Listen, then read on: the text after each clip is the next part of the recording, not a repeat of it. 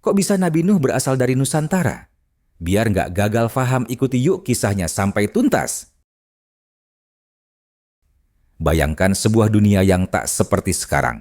Daratannya luas, hijau membentang dari pulau ke benua.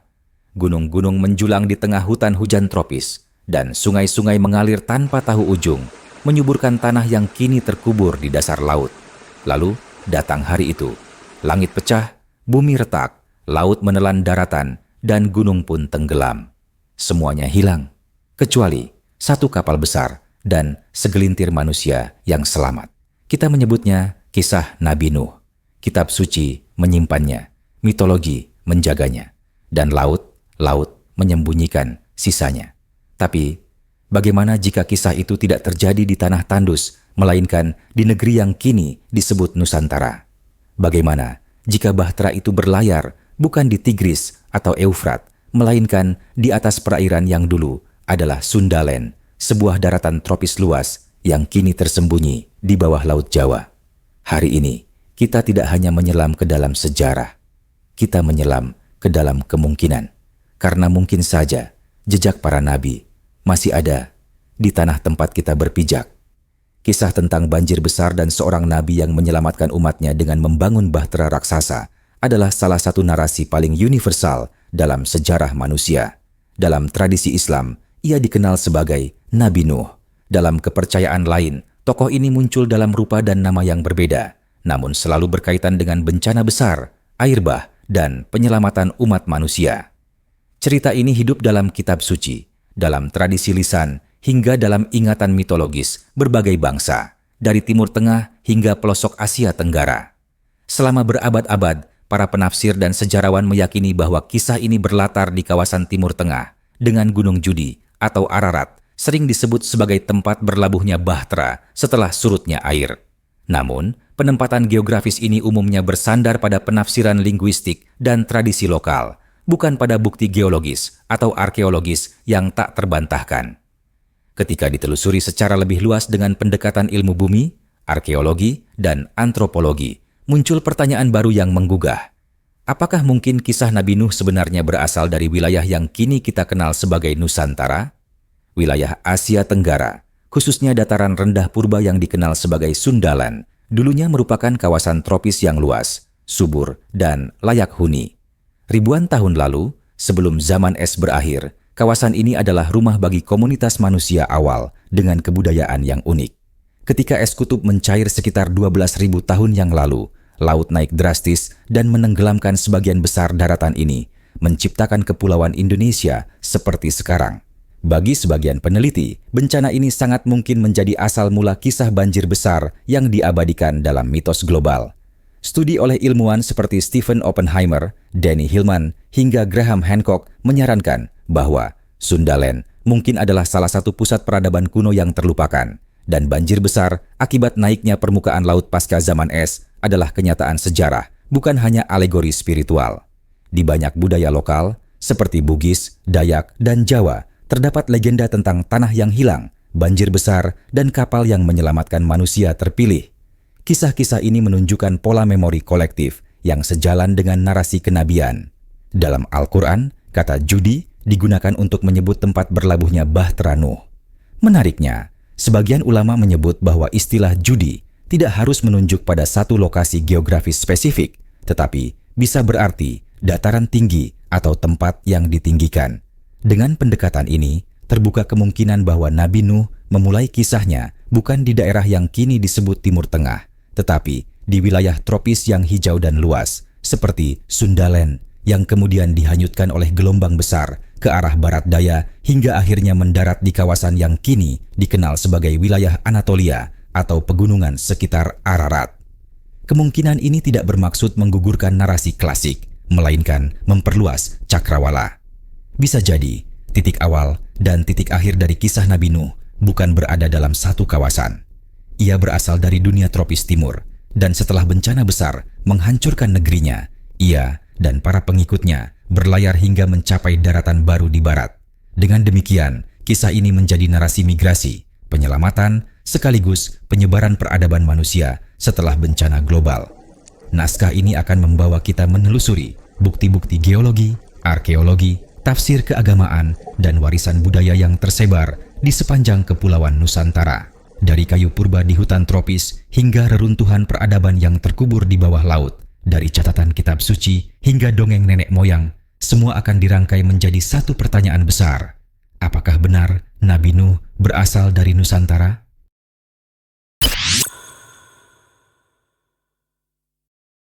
Sekitar 20.000 tahun yang lalu, bumi berada dalam masa maksimum glasial terakhir, dikenal sebagai Last Glacial Maximum, LGM. Sebagian besar air laut membeku di kutub, menyebabkan permukaan laut global turun sekitar 120 meter. Hal ini membentuk daratan luas di Asia Tenggara yang disebut Sundaland, menghubungkan pulau-pulau seperti Sumatera, Jawa, Kalimantan dengan daratan Asia. Ilmuwan seperti Stephen Oppenheimer dalam bukunya Eden in the East mengemukakan bahwa Sundaland kemungkinan besar adalah pusat peradaban awal manusia yang tenggelam karena kenaikan air laut pasca zaman es. Hal ini didukung oleh pemetaan geologi dan topografi bawah laut yang menunjukkan jejak sungai purba dan dataran subur. Sekitar 12.000 tahun yang lalu, dunia berada di penghujung zaman es terakhir yang dikenal sebagai masa glasial maksimum. Saat itu, suhu global jauh lebih rendah dibanding hari ini. Gletser raksasa menyelimuti hampir seluruh Eropa Utara, Kanada, Siberia, dan sebagian besar pegunungan di Amerika dan Asia Tengah. Laut surut lebih dari 100 meter dari permukaannya sekarang, mengungkapkan daratan luas seperti Sundaland di Asia Tenggara, Doggerland di Eropa Barat, dan daratan Beringia yang menghubungkan Rusia dan Alaska. Namun, dari semua kawasan ini, hanya sedikit yang benar-benar layak huni karena faktor suhu, air, dan kesuburan tanah. Kondisi wilayah utara sangat ekstrem. Suhu dingin membuat sebagian besar Eropa dan Asia Utara tidak ramah bagi manusia. Bahkan, wilayah selatan Eropa seperti Italia dan Yunani pun hanya sebagian kecil yang bisa dihuni, dengan tekanan suhu yang masih cukup keras bagi pertanian dan peternakan awal. Amerika Utara, kecuali bagian selatan seperti Meksiko dan Amerika Tengah, hampir seluruhnya tertutup salju dan tidak mendukung kehidupan yang menetap. Karena itulah, manusia purba cenderung bermigrasi ke wilayah yang lebih hangat dan stabil secara iklim. Dalam peta persebaran manusia prasejarah, beberapa titik wilayah tetap menjadi oasis peradaban, tempat-tempat yang menjadi kantong kehidupan dan berkembangnya komunitas manusia. Di antaranya adalah lembah Sungai Nil di Mesir dan Ethiopia yang beriklim lebih hangat dan dialiri air dari sungai besar. Di bagian barat daya Asia, lembah Sungai Indus juga menjadi tempat subur yang mendukung pertanian awal. Tepi selatan Himalaya, dengan sumber air melimpah dari pencairan gletser pegunungan, juga memungkinkan kehidupan yang relatif stabil meskipun berada dekat dengan zona beriklim ekstrem. Namun dari semua wilayah tersebut, Sundaland di Asia Tenggara adalah salah satu kawasan paling ideal dan menonjol. Terletak tepat di sekitar garis khatulistiwa, Sundaland memiliki iklim tropis yang stabil sepanjang tahun, dengan curah hujan tinggi, vegetasi lebat, dan tanah subur. Kawasan ini mencakup daratan yang kini menjadi Pulau Sumatera, Kalimantan, Jawa, semenanjung Malaysia, dan bagian dari Borneo, yang dulu semuanya saling terhubung. Laut dangkal seperti Laut Jawa dan Selat Malaka dulunya adalah daratan subur yang dihuni oleh manusia, pemburu peramu, dan kemungkinan petani awal. Sebuah riset penting dari National University of Singapore 2012 mengungkapkan bahwa Sundaland dulunya dilalui oleh sistem sungai purba raksasa, salah satunya dikenal sebagai Sungai Sunda, yang kini berada di bawah Laut Jawa. Jejak sungai ini ditemukan melalui pemetaan dasar laut dan analisis endapan sedimen, menunjukkan adanya lembah sungai besar yang mengalir dari pegunungan di Sumatera dan Kalimantan menuju dataran rendah Tenggara. Sungai-sungai ini tentu menjadi pusat kehidupan, sumber air, dan jalur transportasi bagi komunitas purba, karakteristik yang cocok dengan deskripsi masyarakat Nabi Nuh yang membangun bahtera di daratan subur dekat air. Tidak hanya dari sisi geologi, arkeologi, dan antropologi pun mulai mengungkap bahwa Asia Tenggara, termasuk wilayah Indonesia, menyimpan artefak dan sisa kebudayaan tertua di luar Afrika.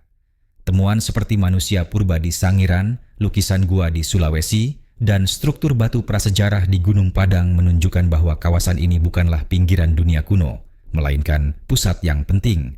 Jika dibandingkan dengan wilayah-wilayah lain yang masih terisolasi atau tidak layak huni karena cuaca ekstrem, maka Nusantara menawarkan semua unsur kehidupan, air, pangan, hutan, dan suhu yang bersahabat. Dengan mempertimbangkan faktor-faktor iklim, ketersediaan air, vegetasi, dan migrasi manusia purba, maka sangat masuk akal jika wilayah ini menjadi tempat tinggal komunitas besar manusia awal. Dalam konteks ini, jika kita menganggap kisah Nabi Nuh sebagai refleksi dari bencana besar yang benar-benar terjadi di dunia manusia purba, maka sangat mungkin bahwa beliau dan kaumnya tinggal di wilayah yang kini menjadi bagian dari Indonesia atau Asia Tenggara. Maka, dugaan bahwa asal-usul peradaban manusia, termasuk kisah kenabian, berakar di timur jauh, bukan hanya mungkin secara historis, tetapi juga logis dari sudut pandang ilmiah. Dalam kisah Al-Quran, Allah memerintahkan Nabi Nuh untuk membangun sebuah bahtera besar yang dapat menyelamatkan dirinya, keluarganya, dan hewan-hewan dari umatnya. Perintah itu tercantum dalam Quran Surat Hud, ayat 37. Dan buatlah kapal itu dengan pengawasan dan petunjuk wahyu kami.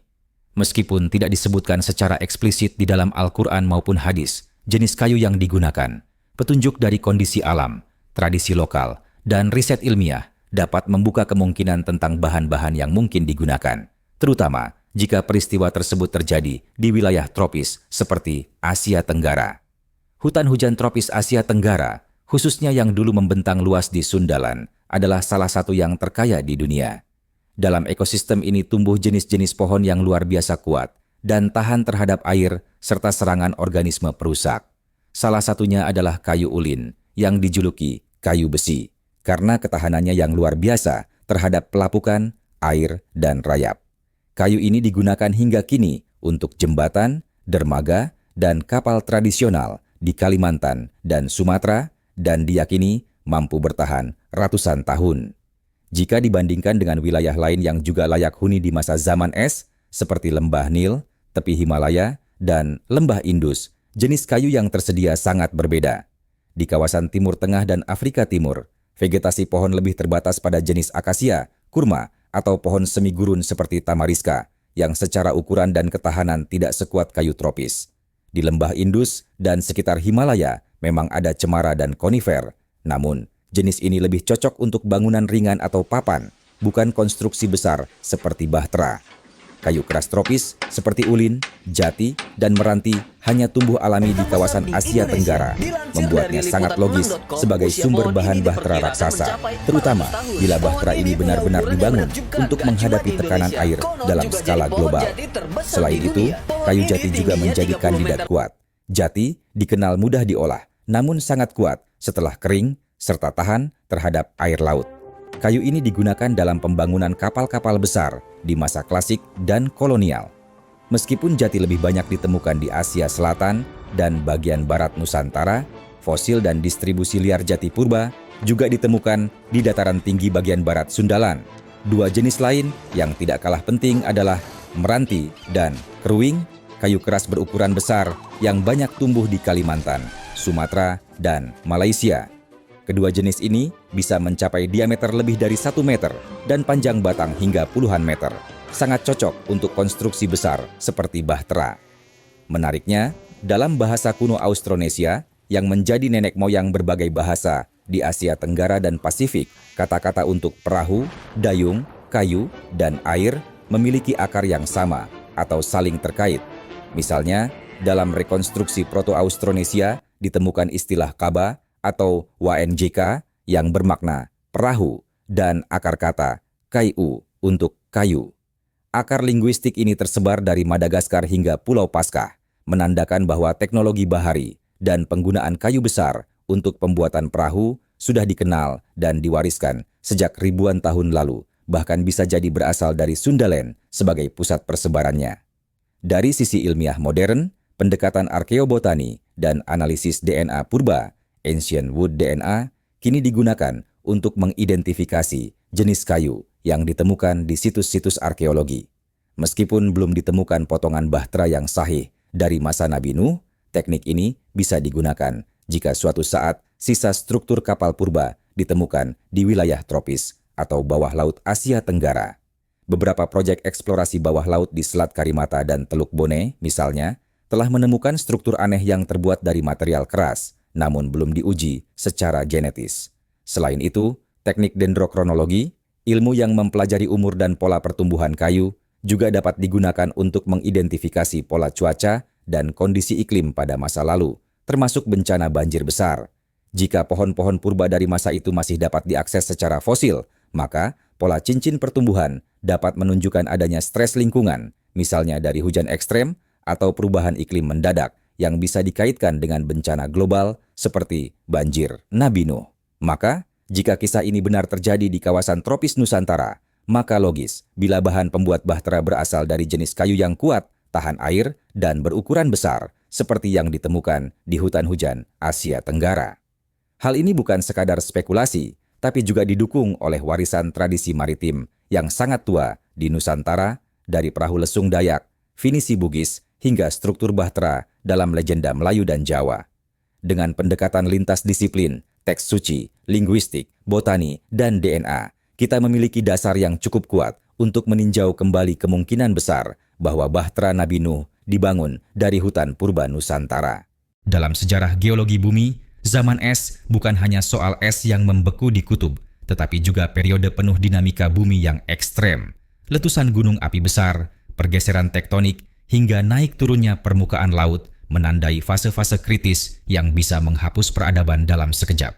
Salah satu letusan paling dahsyat yang tercatat oleh ilmuwan adalah letusan supervolcano Toba yang terjadi sekitar 74.000 tahun lalu di wilayah yang kini menjadi Danau Toba, Sumatera Utara.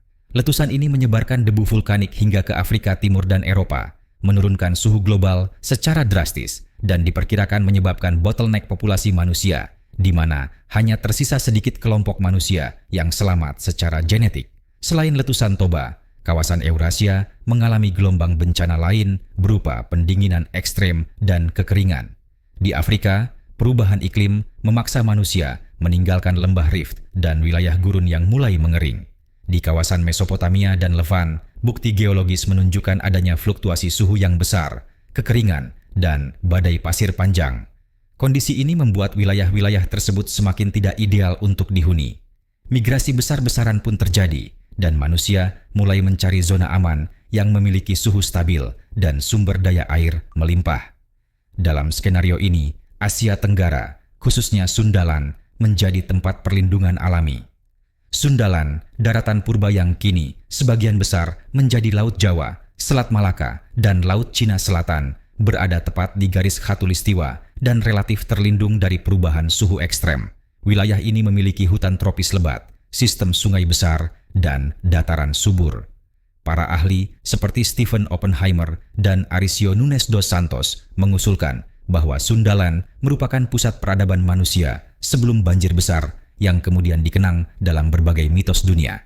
Seiring bencana melanda kawasan luar khatulistiwa, manusia dari wilayah India, Cina Selatan, Timur Tengah, bahkan Afrika bisa jadi bermigrasi ke kawasan ini untuk bertahan hidup. Namun, ketenangan di Sundaland tidak bertahan lama. Aktivitas lempeng tektonik yang aktif menyebabkan gempa dan letusan gunung berapi secara berkala. Sundaland adalah bagian dari cincin api Pasifik, jalur pegunungan dan gunung berapi aktif yang membentang dari Amerika Selatan ke Asia Timur. Bukti endapan tsunami purba ditemukan di dataran rendah Kalimantan, Sulawesi, dan pesisir Sumatera. Bencana demi bencana membuat sebagian wilayah Sundaland terendam perlahan, terutama saat lapisan es kutub mulai mencair sekitar 14.000 tahun lalu. Proses ini menyebabkan kenaikan air laut secara global dan mengubah garis pantai Asia Tenggara secara drastis. Peneliti seperti Graham Hancock dan Dr. Denny Hilman Natawijaja mengajukan gagasan bahwa peradaban kuno sudah maju secara arsitektural dan spiritual, tetapi hancur oleh siklus bencana alam besar.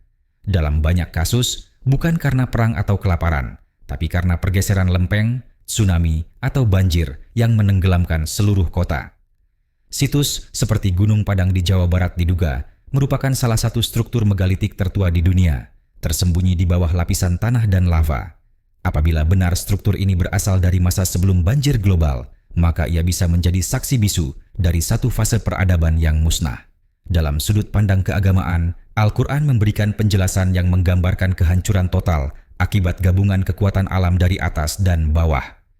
Qiyal Hasad Al-Qamar ayat 11-12 menyatakan, maka kami bukakan pintu-pintu langit dengan menurunkan air yang tercurah, dan kami jadikan bumi memancarkan mata air, maka bertemulah air-air itu untuk satu urusan yang telah ditetapkan.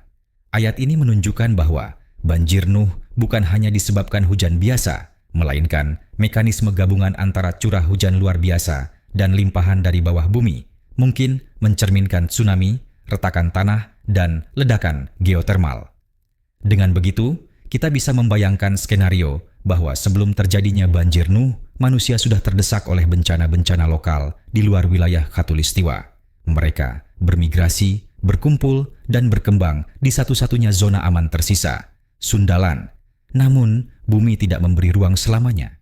Rentetan bencana besar akhirnya mencapai puncaknya, dan terjadilah banjir maha dahsyat yang diabadikan dalam hampir semua tradisi dunia, dari Al-Quran, Taurat, hingga mitos Hindu, Sumeria, dan dongeng Nusantara. Inilah titik balik sejarah manusia saat Bahtera menjadi satu-satunya harapan penyintas. Interpretasi mata air dalam perspektif Al-Quran dan geologi. Dalam QS Al-Qamar ayat 12 disebutkan, dan kami jadikan bumi memancarkan mata air, maka bertemulah air-air itu untuk satu urusan yang telah ditetapkan. Kata uyun, uyunan, dalam ayat ini merupakan bentuk jamak dari ain. Ain yang dalam Al-Quran bisa bermakna mata air, sumber air, atau dalam beberapa konteks lubang atau ledakan dari bawah tanah. Ayat ini tidak menyebut air yang muncul secara alami dari aliran biasa, melainkan air yang dipancarkan, fajjarna, dari dalam bumi, mengindikasikan tekanan dan energi luar biasa. Penafsiran klasik oleh Ibnu Katsir menyebut bahwa mata air yang dimaksud adalah pancaran air dari seluruh penjuru bumi, bukan hanya satu atau dua titik. Ini memperkuat pemahaman bahwa bumi membuka diri secara geofisik, seperti retakan kerak bumi yang memungkinkan air, lumpur, atau bahkan lava keluar secara dahsyat. Imam Al-Qurtubi dalam tafsirnya menekankan bahwa ungkapan tersebut adalah bentuk hiperbola dalam bahasa Arab yang menandakan volume dan jumlah yang sangat besar. Tetapi, dalam konteks sains modern, ini justru mengarah pada peristiwa geologi global yang sangat mungkin terjadi akibat pelepasan tekanan dari lapisan bumi. Salah satu contohnya adalah pencairan lapisan es yang memperberat tekanan tektonik. Jika kita membuka ruang interpretasi ilmiah dari ayat mata air dalam Quran Surat Al-Qamar, ayat 12, maka sains modern menawarkan beberapa kemungkinan lain di luar interpretasi geologi umum yang tetap bisa paralel dengan narasi Al-Quran. 1. Tekanan hidrostatis dan pelepasan akuifer purba. Air tanah dalam jumlah besar tersimpan dalam akuifer tertutup. Retakan akibat gempa bisa menyebabkan air menyembur ke permukaan dalam jumlah besar. Ini cocok dengan gambaran air yang dipancarkan dari bumi. Kedua, kombinasi vulkanisme dan hidrotermal. Gunung api bisa mengeluarkan air, lumpur, dan uap dari kedalaman. Ini memperkuat teori bahwa banjir juga disertai semburan lumpur atau air panas seperti lumpur Sidoarjo. 3. Tumbukan asteroid atau objek angkasa. Tumbukan meteorit besar ke laut dapat menyebabkan tsunami global. Jika menghantam kerak bumi, bisa memicu semburan air bawah tanah. Cocok dengan ayat, maka bertemulah air-air itu. Keempat, perubahan tektonik cepat. Teori Earth Crust Displacement menyebut kerak bumi bisa bergeser cepat. Hal ini dapat mengubah posisi samudra dan daratan secara drastis dalam waktu singkat. Kelima, sirkulasi air dalam mantel bumi. Penelitian menunjukkan mantel bumi menyimpan lebih banyak air dari lautan. Dalam kondisi ekstrem, air ini bisa naik ke permukaan. 6. Pergeseran kutub dan rotasi bumi. Jika kutub bumi berpindah atau terjadi perubahan rotasi mendadak, air laut bisa terlempar ke daratan akibat ketidakseimbangan gaya sentrifugal. Dengan menggabungkan wahyu dan sains, kita mendapat gambaran bahwa peristiwa banjir Nuh adalah kejadian luar biasa yang melibatkan geologi, iklim, astronomi, dan mungkin tektonik global. Interpretasi mata air bukan sekadar puitis, melainkan kode alam semesta yang menunggu untuk ditafsirkan dengan kunci ilmu pengetahuan. Air laut yang telah meningkat akibat pencairan es kutub sejak ribuan tahun sebelumnya mencapai puncaknya. Gelombang-gelombang besar menerjang daratan rendah. Danau-danau purba mungkin pecah, seperti kemungkinan Danau Sunda, sebuah wilayah cekungan luas di Sundaland yang kini menjadi Laut Jawa. Jika danau seperti ini pecah dan menyatu dengan laut yang tengah naik, maka volume air yang menggenang akan sangat luar biasa. Sundaland yang dulunya daratan tropis subur dengan sungai-sungai besar dan pemukiman kuno perlahan-lahan tenggelam. Tanah-tanah rendah menjadi rawa, lalu berubah menjadi laut dangkal. Wilayah yang kini kita kenal sebagai Laut Jawa, Selat Karimata, dan Laut Cina Selatan merupakan sisa-sisa dataran ini. Secara geografis, dunia yang diketahui manusia saat itu benar-benar hilang di bawah air. Bagi mereka, inilah kehancuran dunia. Bahtera Nabi Nuh yang dibangun di bawah bimbingan langsung wahyu ilahi, Quran Surat Hud ayat 37. Akhirnya selesai dan mengarungi air bah bersama umat yang beriman dan sepasang hewan dari tiap jenis. Bahtera itu mungkin saja terombang-ambing di antara gunung dan laut dalam waktu yang lama, hingga akhirnya berlabuh di tempat tinggi. Dalam Al-Quran disebutkan kapal itu berlabuh di Gunung Judi, Quran Surat Hud ayat 44, yang oleh sebagian ulama diidentifikasi sebagai bagian dari pegunungan Ararat di wilayah yang kini menjadi Turki Timur atau perbatasan Armenia-Iran. Ketika banjir besar mulai surut, dataran tinggi kembali muncul. Orang-orang yang selamat keluar dari Bahtera melihat dunia yang baru. Mereka adalah satu-satunya umat manusia yang tersisa, dan dari merekalah seluruh manusia kemudian berasal. 3 anak Nabi Nuh, Sam, Ham, dan Yafits menjadi nenek moyang dari bangsa-bangsa besar di dunia. Menurut sebagian besar ulama dan riwayat, Sem adalah nenek moyang bangsa Semitik, termasuk bangsa Arab, Ibrani, Yahudi, dan sebagian wilayah Syam. Ham adalah nenek moyang bangsa Afrika dan sebagian bangsa Asia Selatan. Yafits dipercaya menjadi nenek moyang bangsa-bangsa Eropa dan Asia Timur, termasuk Turki, Mongol, dan Tionghoa. Dari para ulama tafsir, seperti Ibnu Katsir hingga ahli sejarah seperti Al-Tha'labi, jalur penyebaran keturunan Nabi Nuh dapat dilacak ke berbagai penjuru dunia. Sam ke wilayah barat daya Asia hingga Arab dan Palestina. Ham ke arah selatan menuju Afrika dan sebagian India. Yafits ke utara dan timur, menjelajahi Asia Tengah, Siberia hingga daratan Cina dan Jepang. Penyebaran ini juga sesuai dengan peta migrasi manusia yang ditelusuri oleh ilmuwan melalui studi DNA mitokondria dan kromosom Y. Sebagian besar garis keturunan manusia modern memang dapat ditarik ke satu titik populasi kecil yang menyebar dalam waktu cepat, seolah-olah mereka berasal dari satu kelompok yang selamat dari bencana besar. Dalam kitab-kitab kuno seperti Injil dan Taurat, nama-nama keturunan dari anak-anak Nabi Nuh juga disebutkan secara rinci. Beberapa nama tersebut bahkan menjadi akar kata bagi bangsa dan wilayah modern, seperti Misraim untuk Mesir, Kanaan untuk tanah Kanaan, dan Yunan untuk Yunani. Ini memperkuat narasi bahwa dari keluarga Nabi Nuh tersebarlah penduduk bumi. Narasi ini semakin dikuatkan oleh fakta bahwa hampir seluruh budaya besar dunia memiliki mitos tentang banjir besar. Dari epos Gilgamesh di Mesopotamia, kisah Deucalion dalam mitologi Yunani, kisah Manu dalam Veda India, hingga kisah banjir dalam mitologi Dayak, Toraja, dan Batak. Semua memiliki inti yang mirip: banjir besar, kapal penyelamat, dan keluarga yang selamat. Dalam sudut pandang antropologi, mitos global yang serupa ini mengindikasikan pengalaman kolektif manusia terhadap suatu peristiwa besar yang sangat traumatis.